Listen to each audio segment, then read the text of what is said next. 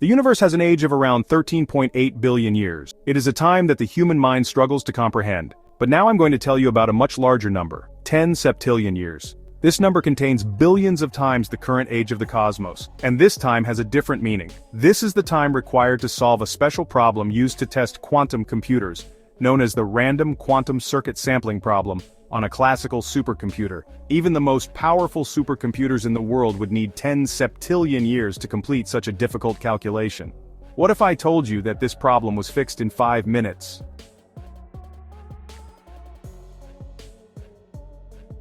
In December 2024, Google introduced a new quantum processor dubbed Willow, which accomplished this seemingly impossible calculation in 5 minutes. This conclusion was so amazing that Harm Ney, Google's head of quantum engineering, made a very unusual statement. This result lends credence to the notion that quantum computing takes place concurrently in multiple parallel universes. What does this mean?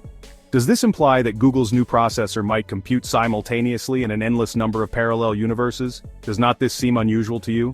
Is this device using the computational power of 14,605 universes, as Dr. Strange does? This is a strong enough allegation to generate headlines in such a complex field. To understand what this claim entails, we must first examine how quantum computers function. More importantly, does this result really indicate the existence of parallel universes? Or is there another explanation? Today we will delve into one of quantum physics' most enduring riddles, and perhaps we will discover that the reality we live in is far stranger than we imagined.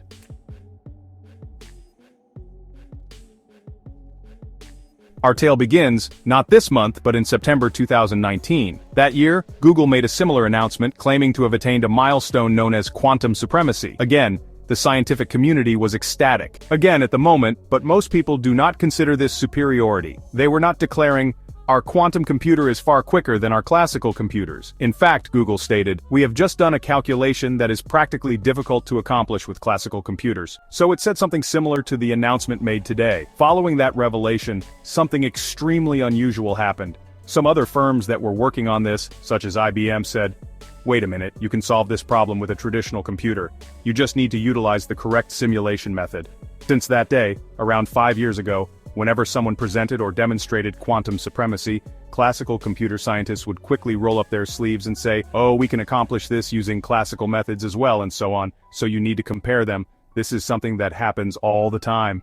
But we need to be clear from the start. We have yet to see a quantum computer that can handle such a useful problem much faster than a classical computer, and the first business to do so will be shouting at the top of their lungs to reveal it as quickly as possible. Do not worry. So this problem, which can be solved in 10 septillion years, is never encountered in our daily lives. As a result, addressing it in 5 minutes will make almost no difference in the short term. So, why is there so much buzz in the realm of science? Google's new Willow processor boasts 2 significant achievements. Friends.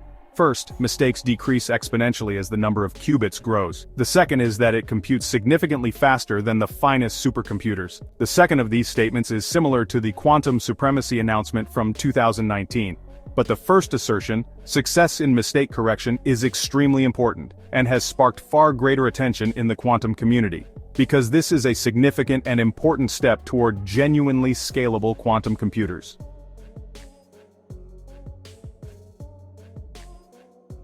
To understand why Google's experiment is so significant, we must first address a basic issue confronting quantum computers: the noise problem.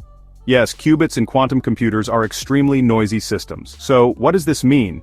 As you can see, these systems are frequently created in a rather unusual way, because although working at temperatures close to -273 degrees Celsius, the qubit is constantly interacting with its surroundings, which causes errors. These qubits attempt to control and eliminate errors. Nevertheless, when more qubits are added, the noise level and errors grow. So, at this point, something needs to be fixed, which is where quantum error correction comes in. This technique encodes a single qubit using several qubits. A logical qubit requires a large number of physical qubits. This type of encoding scheme helps to preserve information. By the way, this is not a new concept. It was demonstrated as possible in the 1990s. But what is really remarkable is the ability to detect and rectify faults while maintaining information without crashing the cube's computational state. And that alone is a tremendous accomplishment. However, there is another challenge. When we try to safeguard by adding more physical qubits, we introduce additional noise. So is this truly growth?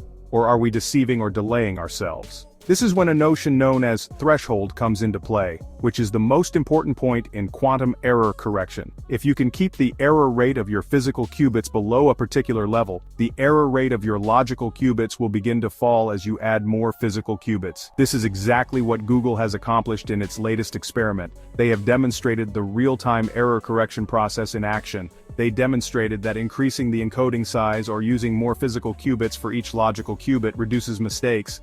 And this is a significant milestone. Even quantum computers had skeptics. They stated that while it appeared magnificent on paper, the engineering hurdles were too large to overcome. They asserted that this type of scaling would never be effective in practice. Google's experiment demonstrated that this claim was incorrect. So, while there are still many hurdles to overcome, we now know that quantum error correction is practicable, not merely theoretical, as proved in the 1990s. By the way, this result was published as a scholarly paper a few months ago and was previously known in the quantum community. It sparked a lot of enthusiasm among those participating because this is the first experiment to bring together all of the components required for error correction. In prior experiments, something was always lacking, but this time we have a complete picture.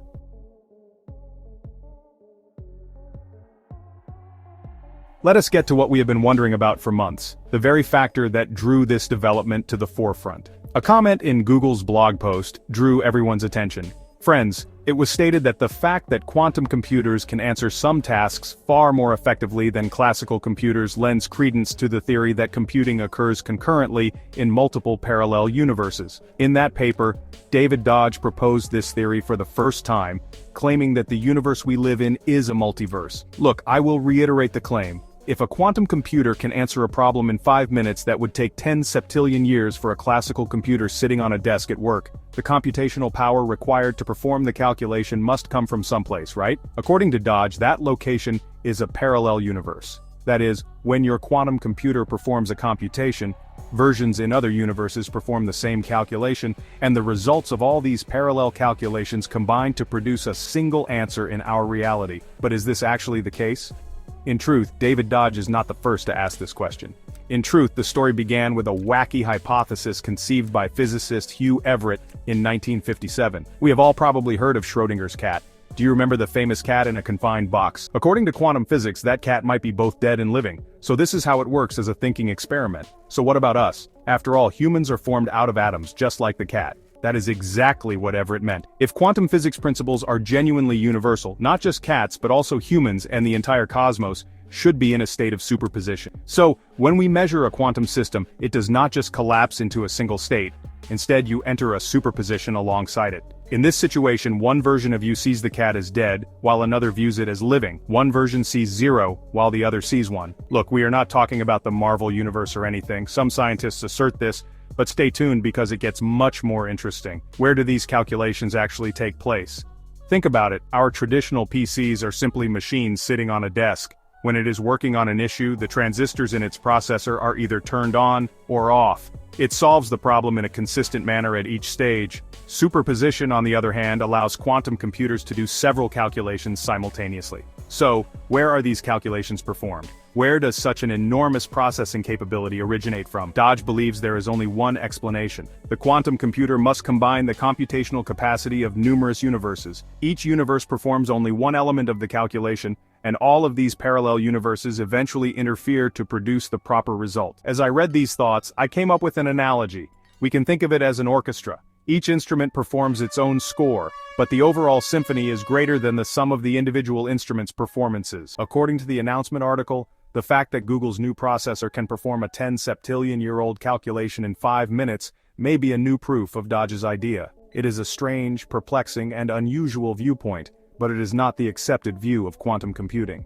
Yes, the hypothesis of multiple worlds has gained favor in recent years, but it remains contentious. Some notable physicists like Scott Aaronson believe it is too early in the discussion. Yes, Willow Chappie is a huge hit, they say, but we need much more evidence to show the existence of parallel universes. So it remains an open topic as to why quantum computers can compute more effectively than traditional computers. We still do not know. We have not reached the stage of useful quantum supremacy. That is, quantum computers cannot currently handle practical problems as quickly as classical computers. According to Dr. Maria Violande, a quantum physicist at the Oxford Quantum Circa, When we reach that threshold, we will know for certain because the first corporation to do so will be clamoring to broadcast it to the world.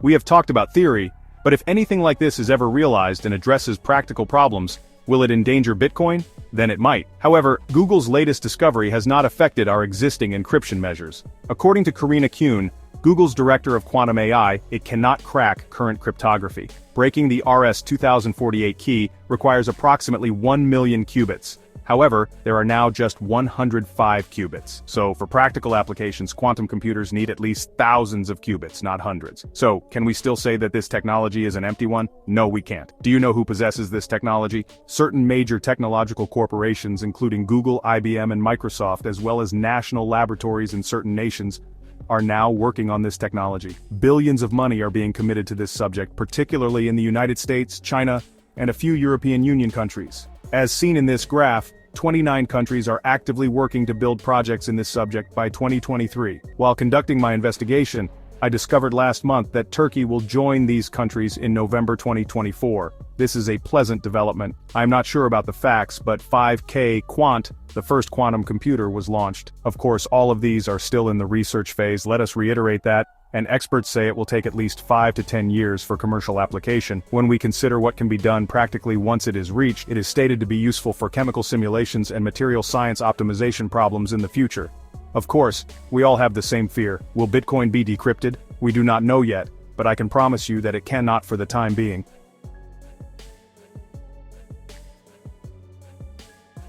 For the time being, we cannot be positive if quantum computers are leveraging the potential of parallel universes as Dodge indicated years ago. As previously stated, this is not the mainstream viewpoint, so there could be a far crazier answer that we have not found yet. Our current predicament is more akin to this. We want to start utilizing electricity before we fully comprehend it. This makes sense. I'm not sure whether this is a sentence, but it is. Quantum is only the beginning, my friends. Who knows, maybe D***'s scenario of 14 million futures will be achieved in years and years to come, and will be viewed as a fairly straightforward calculation. NB, one of the inventors of quantum physics, has a well-known and personal favorite quote: "If your head does not spin when you hear quantum mechanics, you do not comprehend it yet." It is a place that challenges the entire class, and each new discovery, each new achievement reminds us of how profound and mysterious reality is.